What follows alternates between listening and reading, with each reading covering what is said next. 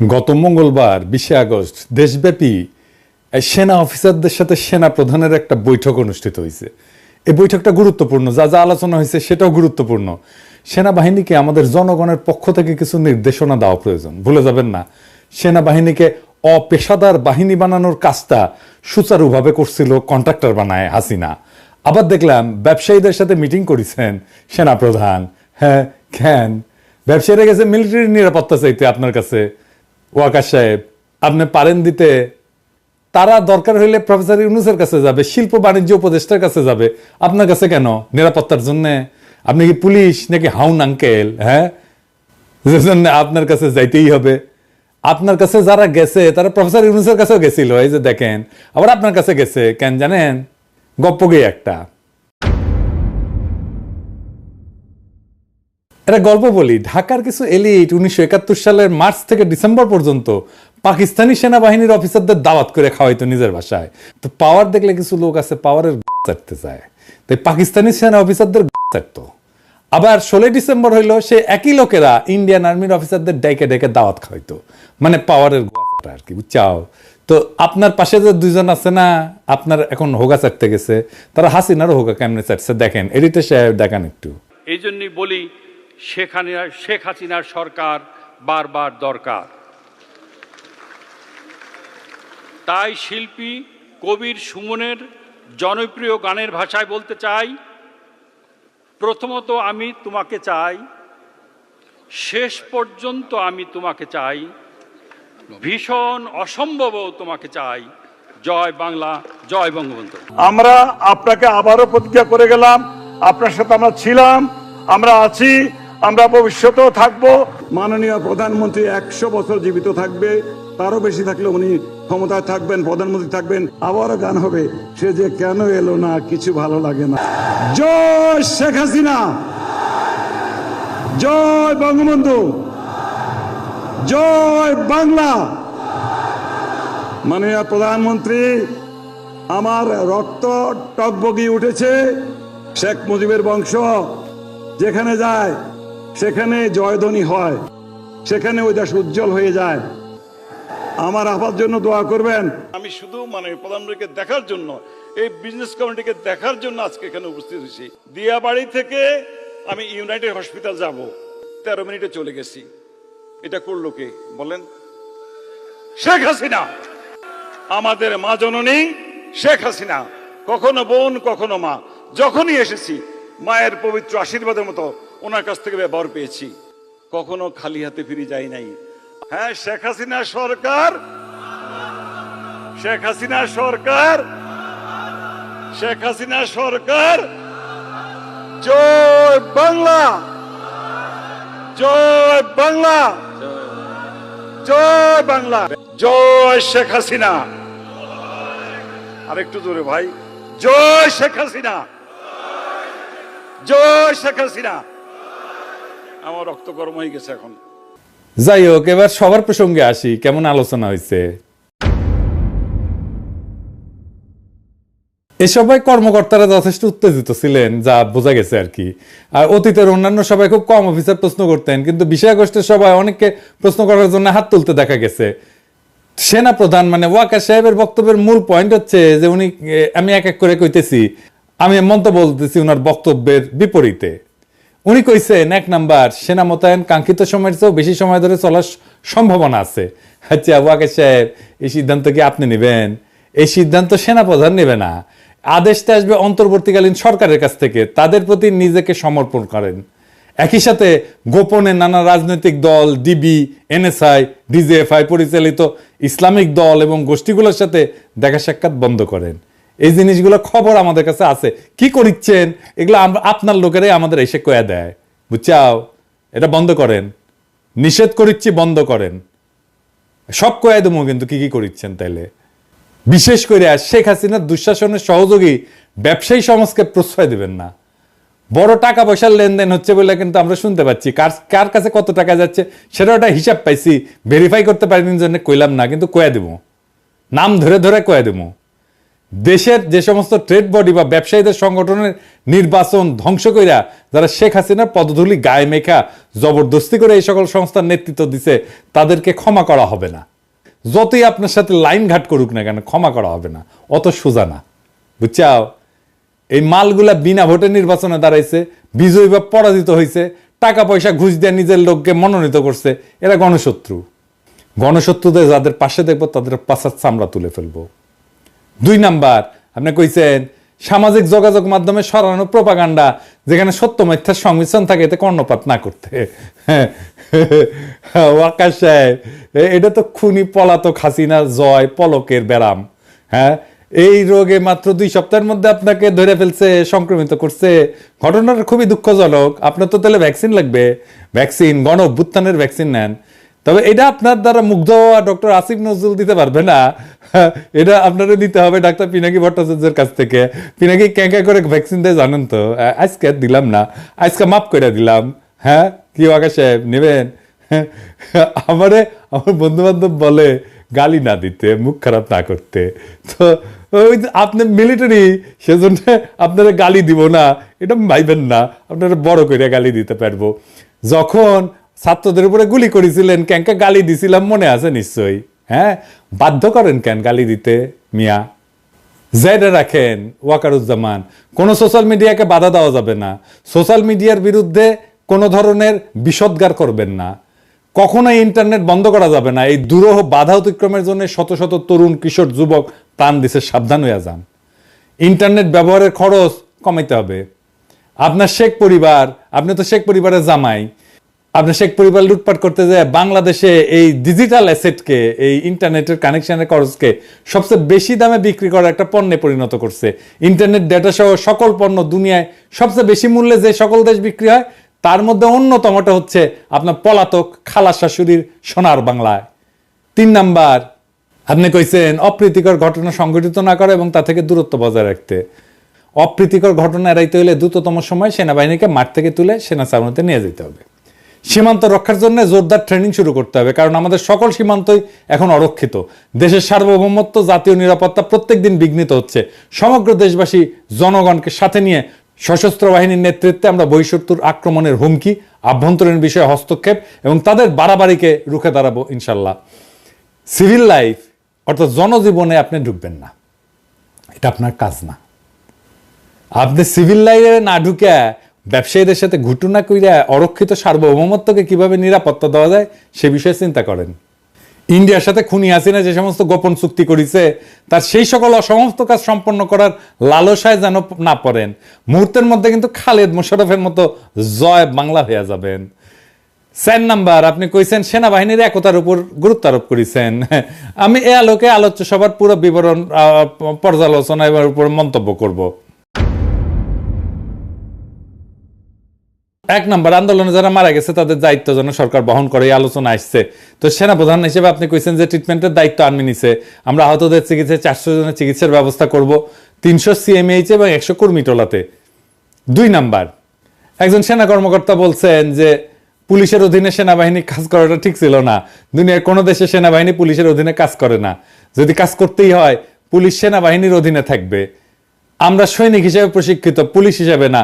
পুলিশের সাথে সেনাবাহিনীর ইমেজ যায় না, তাদের অধীনে সেনাবাহিনীর কাজ করা উচিত না।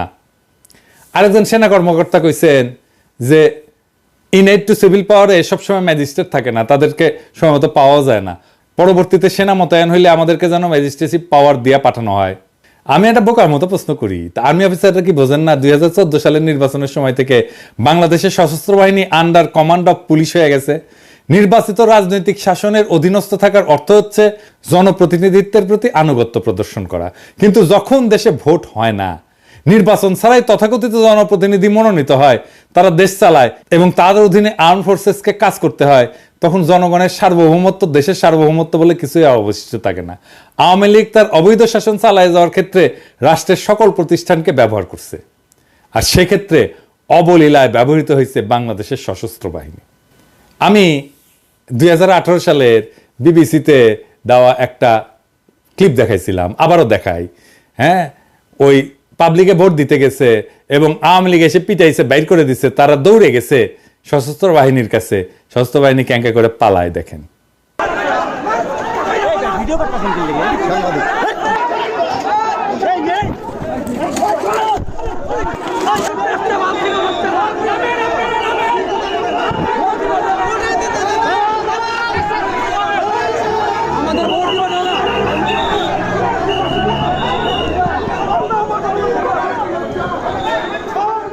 এই পুরো আয়োজনে বাংলাদেশে পুলিশের ভূমিকা ছিল শেখ মুজিব শাসনামলে রক্ষী বাহিনীর মতো নেতৃত্বের আসনে, ওরাই ছিল সুপ্রিম ফোর্স।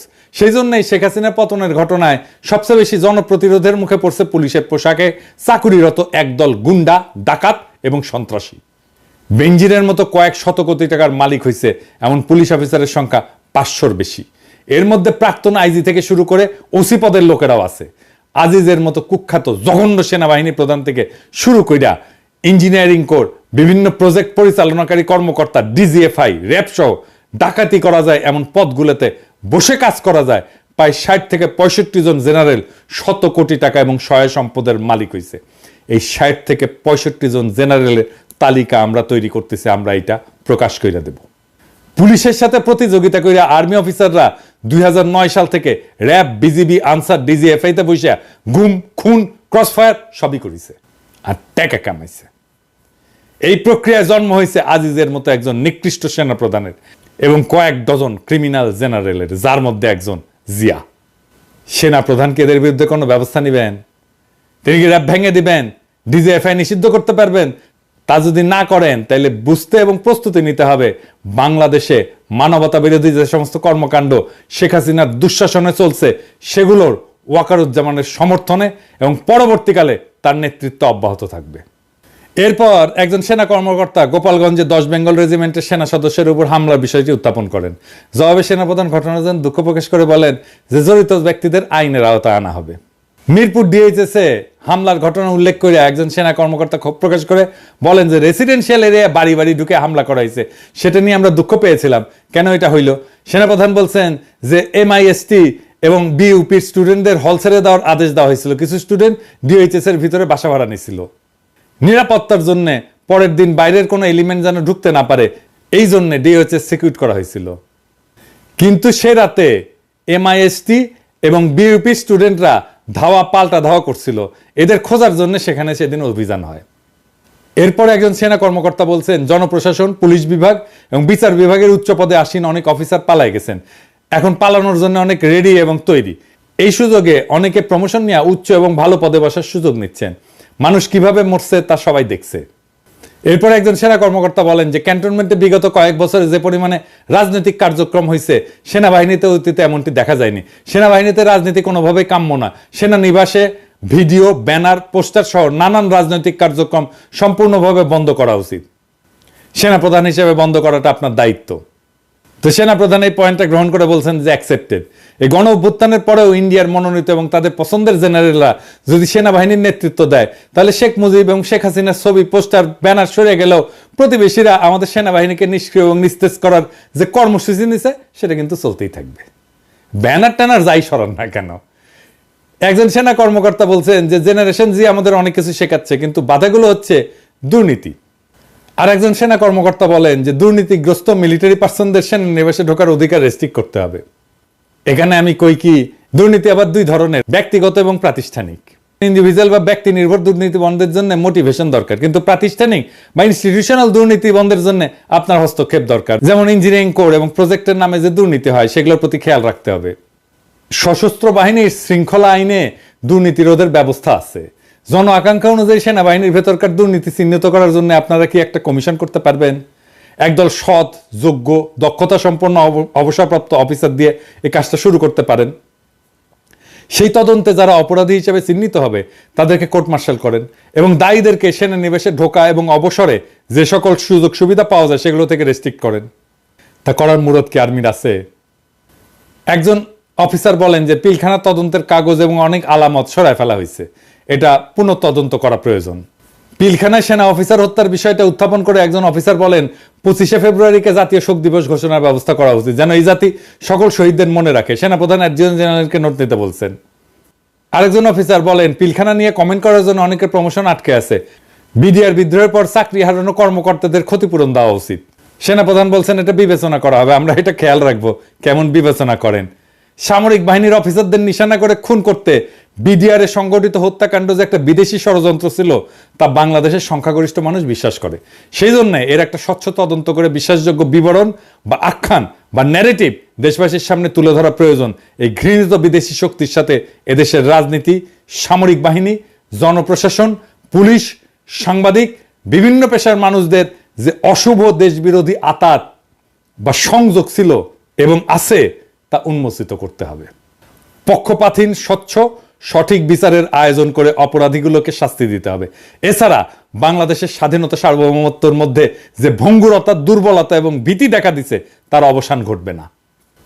একজন অফিসার মেজর সিনহার বিচার কাজ দ্রুতগতিতে সম্পন্ন করতে বলছেন। সেনাপ্রধান অ্যাডজুটেন্ট জেনারেলকে নোট নিতে বলছেন। 2009 সালে শেখ হাসিনা সরকার গঠনের পরে পুলিশের বিভিন্ন পর্যায়ে মুক্তিযোদ্ধা কোটায় যাদেরকে নিয়োগ দিছে তাদের সকলের আসল পরিচয় এবং সত্যতা পুঙ্খানুপুঙ্খভাবে নিরূপণ করতে হবে। সংখ্যালঘু সম্প্রদায়ের এত বেশি সংখ্যক লোক কিভাবে ঢুকলো সেটাও তদন্ত করে বের করতে হবে। আরো দেখতে হবে নিজ জেলার পরিচয় গোপন করে ভিন্ন ভিন্ন জেলার নাগরিকত্ব দেখায় কত সংখ্যক বাটপার এবং দস্যু পুলিশে ঢুকছে। এমন সকল লোককে পুলিশ বাহিনী থেকে ঝাঁটায় বিদায় করে আইন শৃঙ্খলা রক্ষাকারী এই বাহিনীর পুরা খোল নলচা বদলে ফেলতে হবে। প্রমোশন বোর্ড নিয়ে প্রশ্ন তুলে বেশ কয়েকজন কর্মকর্তা বলেন, একজন অফিসার বলেন যে নোটশিটে প্রমোশন পেয়েছে অনেকে, সেনাপ্রধানকে এই ব্যাপারটির প্রতি দৃষ্টি দিতে হবে। সেনাপ্রধান বলেন যে অন্য সেনাপ্রধানরা অতীতে এমনটা করছেন, এটা নিয়ে কোনো কথা বলতে চাই না, সাবেক সেনাপ্রধানকে এই ব্যাপারে পরামর্শ দিয়েছিলাম। একজন বলেন যে ব্রিগেডিয়ার জেনারেল থেকে মেজর জেনারেল পদোন্নতি সেনাপ্রধানের নেতৃত্বে বোর্ডে হতে হবে। বর্তমানে রাজনৈতিক সরকার এটা দেখে, সেই জন্য জেনারেল কর্তৃক সরকার প্রধানকে কদমবুসি করার মতো ঘটনা দেখতে হয়। আর্মি চিফ এই পর্যায়ে হেসে দেন এবং বলেন আই এম এনজয়িং। আরো বলেন আবহাওয়া গরম হয়ে যাচ্ছে, তিনি সবাইকে উত্তেজিত না হয়ে ঠান্ডা হইতে বলেন। একজন অফিসার জিজ্ঞেস করেন যে প্রমোশনের ক্ষেত্রে কেমন রিফর্ম হবে। সেনাপ্রধান বলেন প্রফেশনালিজমই হবে প্রমোশনের অন্যতম ক্রাইটেরিয়া। এইবার সেনাপ্রধান বলেন দেখি প্রফেশনালিজমের কোন গুণ মান বিবেচনায় মেজর জেনারেল এস.এম. কামরুল হাসানকে এই যে BA 3650 লেফটেন্যান্ট জেনারেল পদে পদোন্নতি দিয়া PSO AFD পদে বসানো হইল। Lieutenant general SM. Kamrul Hasan যে একটা ইন্ডিয়ান এজেন্ট, ও যে একটা প্রভুপাদ, এটা তো সেনাবাহিনীর সৈনিকরাও জানে। হ্যাঁ, সে যে দলবাজ, দুর্নীতিবাজ এবং অসৎ। প্রধান উপদেষ্টা ডক্টর মোহাম্মদ ইউনূসকে সশস্ত্র বাহিনী, DJFI, NSI এমন আরো অনেক সংস্থা প্রতিষ্ঠান নিয়ে স্বাধীনভাবে কাজ করার পথে বাধা দেওয়ার জন্য ইন্ডিয়ার তদবিরে সেনাপ্রধান তাকে ওই গুরুত্বপূর্ণ পদে বসাইছে। বুঝছাও, সে ইন্ডিয়ানদের পক্ষ হইয়া অফিসারদের মধ্যে তাদের অনুচরগুলোকে এবং তাদের বিচারের মুখোমুখি হওয়া থেকে রক্ষা করবে এবং ক্ষতিগ্রস্ত হওয়ার সকল ঝুঁকি থেকে বাঁচাবে। এমন অঘটন ঘটন পটিয়সী ওয়াকারুজ্জামান সাহেব, এইবার আপনি বলেন দেখি এই দেশদ্রোহীকে প্রমোশন দেওয়ার পর এখন আপনি সেনাবাহিনীর তরুণ অফিসারদের সামনে মুখ দেখাবেন কি করে? বাংলাদেশের প্রত্যেকটা মানুষ জানে শেখ হাসিনার গত 15 বছরের ফ্যাসিস্ট দুঃশাসনের মূল পৃষ্ঠপোষক ছিল ইন্ডিয়া। আরো জানে শেখ পরিবারের প্রত্যেকটা লোক ইন্ডিয়ার প্রতি অনুগত, বাংলাদেশের স্বার্থে নয়। মিস্টার ওয়াকারুজ্জামানের পরিবারের 100% সদস্যই ইন্ডিয়ার স্বার্থে নিবেদিত। আজ আপনাদের সকলকে বুঝতে হবে খুনি হাসিনা আশ্রয় পাইছে ইন্ডিয়াতে। অন্য কোনো গণতান্ত্রিক সভ্য দেশ এই ফ্যাসিস্ট দুর্নীতিবাজ গণহত্যাকারিণীকে জায়গা দেয়নি। কিন্তু একজন অফিসার বঙ্গানুবাদ সহ সূরা আসর তেলাওয়াত করছিলেন। তিনি বলছেন যে চিফ, এই অবস্থা থেকে দেশ বাঁচানোর জন্য আমি আপনার নেক হায়াত দানের দোয়া করছি। একজন সেনা কর্মকর্তা বলছেন যে আমাদের মোনাজাত রাজনীতি কেন্দ্রিক হয়ে যাচ্ছিল, কিন্তু মোনাজাত যেন স্ক্রিপ্টাইজ না হয়, হৃদয় থেকে আসতে হবে, এটাকে রাজনীতি মুক্ত রাখতে হবে। সেনা প্রধান বলছেন ভাই জীবনে দেখি নাই হুজুরকে কেউ গলা চাইপা মোনাজাত করাচ্ছে, তারপরে তুমি বলছো একজন জেনারেল নোট করেন। জেনারেল ওয়াকারুজ্জামান ওই যে সূরা আসর যে পড়ে শুনেছে এর মর্মবাণী বুঝিছেন? হ্যাঁ, সূরা আসরের প্রথম 2 আয়াতে সময়ের শপথ নেওয়া হয়েছে এবং বলা হয়েছে মানুষ তো আসলেই ক্ষতিগ্রস্ত। এটা আসলে সময়ের শিক্ষা এবং বাস্তবতাকে স্মরণ করায়। বিভিন্ন জামানায় যেসব লোক ঈমান এবং সৎ কাজ থেকে বিরত ছিল তারা ক্ষতির শিকার হয়েছিল, অর্থাৎ তাদের প্রতি আল্লাহর গজব বা আসমানি শাস্তি নাজিল হয়েছিল। প্রত্যেকটি জামানাই এরকম। প্রথম 2 আয়াত সতর্কতামূলক।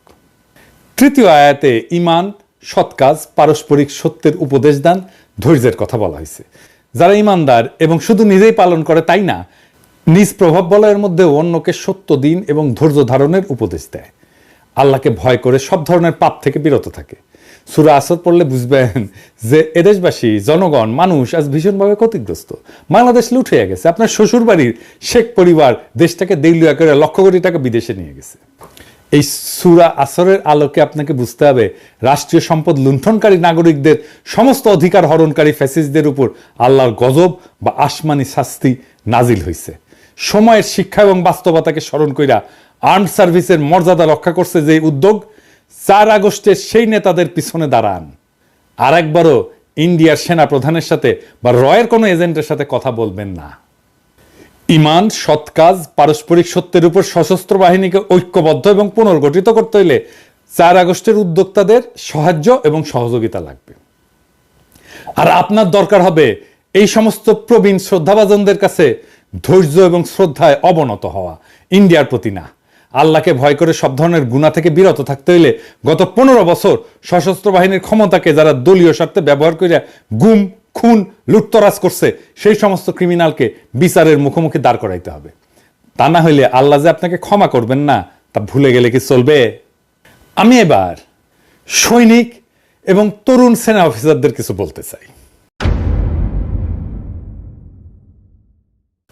আমার প্রিয় ভাইরা, আপনারা কি দুনিয়ার শ্রেষ্ঠ সেনাবাহিনীর একটা হইতে চান, নাকি মোটা আজিজের মতো ভুড়ি বাগায় প্রমোদে আমোদে মন ঢালিয়া দিতে চান? এখন কেউ কেউ কইতে পারেন দুনিয়ার শ্রেষ্ঠ সেনাবাহিনী কেমনে হবে? বাংলাদেশ একটা ছোট্ট দেশ, কোনো রিসোর্স নাই, টাকা পয়সাও নাই। আসেন কইয়া দিই। প্রথম হইতেছে ওই যে একটা বালের ফোর্সেস গোল আছে না, ওটা ফেলায় দেন। কি গোল নিতে হবে সেটা কইয়া দিতেছি। শ্রেষ্ঠ সৈনিক কারা হয়? তারাই হয় যারা নির্ভয় আর দুর্দান্ত সাহসী, যারা মরতে ভয় পায় না, তারাই তো শ্রেষ্ঠ সৈনিক। দুনিয়াতে এমন যুবক আছে যারা বন্দুকের গুলির সামনে নির্ভয়ে দাঁড়াইতে পারে।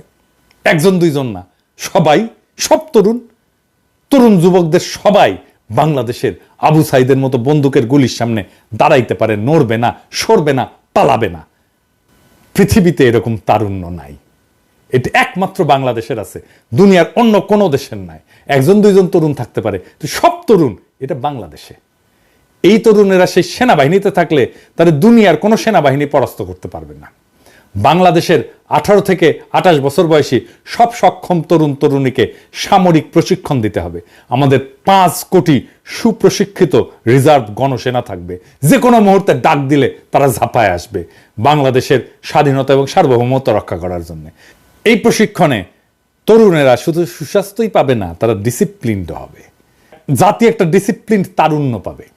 আমাদের শুধু 3 জায়গায় সামরিক শক্তি থাকলে চলবে না, জলে, স্থলে, অন্তরিক্ষে। আমাদের আরো 2 ডাইমেনশনে সামরিক সক্ষমতা থাকতে হবে। প্রথমে সাইবার ডোমেইন। আমাদের এক্ষুনি সাইবার ব্রিগেড করা দরকার, যা শত্রু দেশের ভার্চুয়াল অ্যাসেটে আক্রমণ চালাবে এবং ধ্বংস করবে। আমরা হাসিনার সময় ভার্চুয়াল অ্যাটাক দেখছি। হাসিনা না গেলে পুরা ডিজিটাল সিস্টেম হাসিনার ধসায় দেওয়া হইতো, আর বেশি কিছু লাগতো না। আর স্পেস কম্ব্যাট ক্যাপাসিটি লাগবে। শত্রু দেশের স্যাটেলাইট আক্রমণ করার সক্ষমতা অর্জন করতে হবে। আর অবশ্যই আমাদের পারমাণবিক যুদ্ধাস্ত্র লাগবে। বাংলাদেশের দিকে চোখ তুলে কেউ তাকাইতে পারবে না, চোখ তুলে নেব। বাংলাদেশের স্বাধীনতা, সার্বভৌমত্ব আর আঞ্চলিক অখণ্ডতা রক্ষার জন্য আর কোনো পথ খোলা নাই। বাংলাদেশের পারমাণবিক যুদ্ধাস্ত্র নিয়ে আন্তর্জাতিক বিশ্ব কিছুই বলতে পারবে না। ভারত যখন আমাদের 9 উপনিবেশ বানাইছিল, ওরা আসছিল আমাদের বাঁচাইতে? আসে নাই। আমরা যখন নিজেদের বাঁচানোর জন্য পরিকল্পনা করব, আমাদের দেশের, রাষ্ট্রের স্বাধীনতা, সার্বভৌমত্ব, আঞ্চলিক অখণ্ডতা রক্ষার জন্য আমরা চেষ্টা করব, তারা বলার কে? কারো কোনো কথা শুনবো না। তাই সেনাবাহিনীর তরুণ অফিসার আর সৈনিকেরা সেই গৌরবকে বরণ করার জন্য প্রস্তুতি নেন। আমরা এটা অর্জন করবই করব। ইনকিলাব জিন্দাবাদ।